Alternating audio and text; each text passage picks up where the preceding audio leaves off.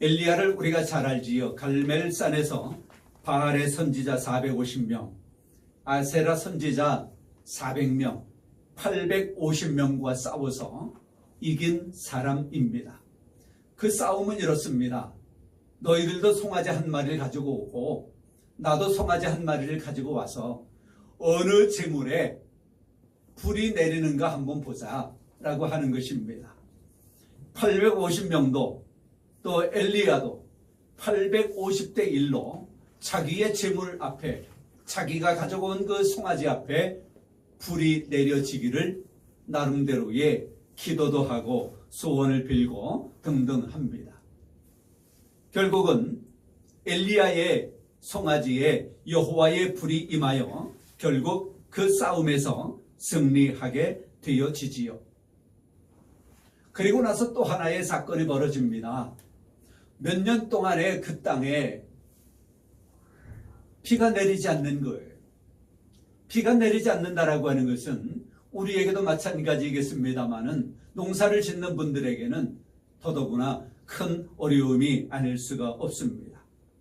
그런데 그때에 엘리야가 손바닥만한 구름을 통하여 보고 그리고 비가 내리면서 그 몇 년 동안의 가뭄이 해결되어지는 그런 은혜를 입습니다. 그런 역사를 하나님의 그런 힘을 힘입어서 엘리야가 그런 일들을 감당해내요. 어쩌면 이 엘리야는 하나님의 선지자로서 승승장구하는 삶을 살아왔구나라고 하는 그런 장면들을 우리가 몇 가지 알고 있습니다. 그런데 오늘 말씀에서는 반전이 일어납니다. 아합과 이 이세벨의 위협을 받아가지고 이 엘리야가 도망을 가듯이 부엘세바로 가고 마는 거예요.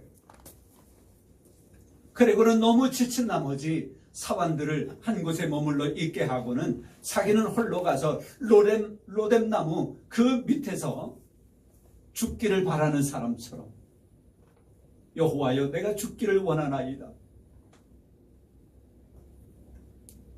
승승장구하던 그러한 하나님의 사람임에도 불구하고 그에게는 이런 위협이 이런 죽음 앞에 놓여진 모습 같은 그런 상태에 놓여지게 되는 겁니다. 그리고는 잠이 들었는데 한 천사가 숯불에 구운 떡과 물 한 병을 준비해 놓고는 이것을 먹고 마시라. 네가 다 죽게 되었구나. 이것을 먹고 마시라.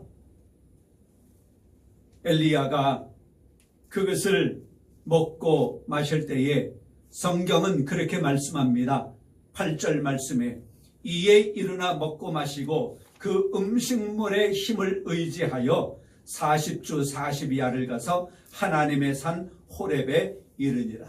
이후에 이제 엘리사에게 그 사역을 이름해주는 넘겨주는 일이 일어나기도 하는데요. 저는 오늘의 이 말씀을 보면서 그 음식물의 힘을 의지하였다라고 하는 이 말씀에 저는 주목하게 되었습니다. 그 문장 가운데서도 글자 한 글자에 주목하게 되었어요. 짐작해 보십시오. 어떤 글자 하나일까요?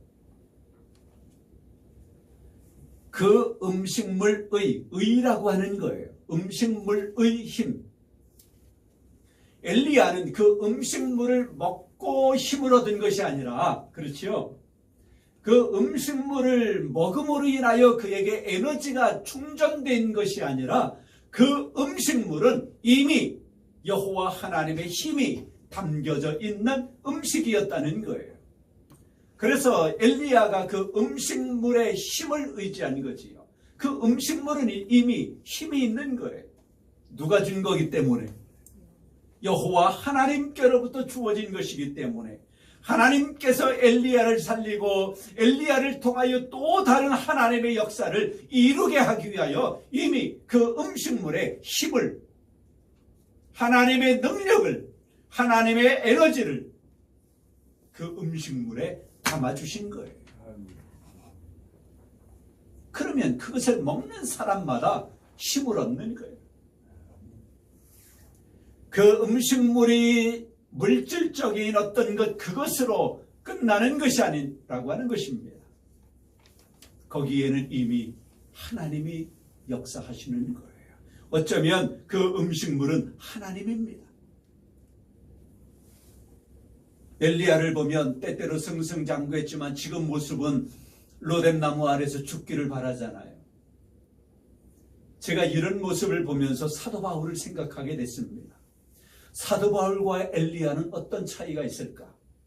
사도 바울도 그도 복음을 증거하는 사람으로 어쩌면 그런 면에서는 승승장구하는 그런 삶을 살아갔습니다. 그런데도 불구하고 사도 바울도 역경이 있었어요. 동네를 소란케 한다는 등등 많은 이유로 인하여 잡혀가기도 하고요. 매를 맞기도 하고요. 죽음 앞에 놓여진 모습처럼 그런 때가 있기도 하고 그랬어요. 그런데 사도 바울은 그럼에도 불구하고 죽음 앞에 놓인 자처럼 그런 상황에 있을지라도 그는 죽음을 두려워하지 아니하고 담대했다라고 하는 것입니다. 엘리야는 내가 죽기를 원합니다. 사도 바울은 내가 죽어도 좋습니다. 하나님의 영광을 위한 것이라면 내가 죽어도 좋습니다. 예수 그리스도의 복음이 나로 인하여 증거되어진다면 나는 죽어도 좋습니다. 당당했어요. 엘리야는 아이고 죽겠습니다.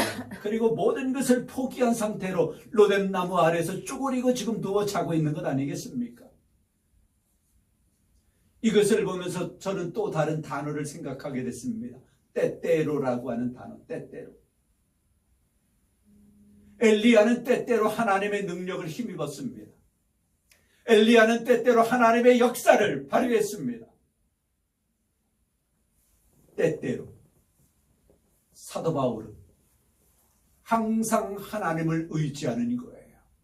그 안에 부활하신 예수 그리스도의 그 능력이, 그 안에 하나님의 그 능력이 입혀짐으로 말미암아 그의 생명 안으로 들어옴으로 말미암아 사도 바울은 때때로 한때는 그랬다가 말았다가 아이고 나는 죽겠습니다라고 포기한 그런 것이 아니라 그는 항상 여호와 하나님을 의지하는 가운데 예수 그리스도의 생명을 힘입은 가운데 죽음 앞에서도 두려워하지 아니하는 담대한 믿음의 삶을 살아갔다고 하는 것입니다.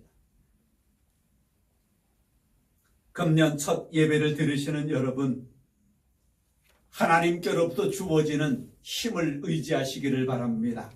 그래서 나는 죽겠습니다라고 포기하는 것이 아니라 그래도 좋습니다. 여호와의 영광을 위한 것이라면, 그래도 좋습니다. 내 사명을 위한 것이라면, 그래도 좋습니다. 내 삶의 목적을 위한 것이라면, 내 가치관을 위한 것이라면 당당하게 살아갈 수 있는 여러분들 되시기를 바랍니다. 그래서 금년 한 해 여러분을 통하여 하나님의 영광을 받으시고 여러분을 통하여 세상이 유익하게 되어지고 또 그런 삶을 살아가는 여러분들에게는 큰 보람이 넘쳐나는 그런 한 해가 될 수 있기를 바랍니다.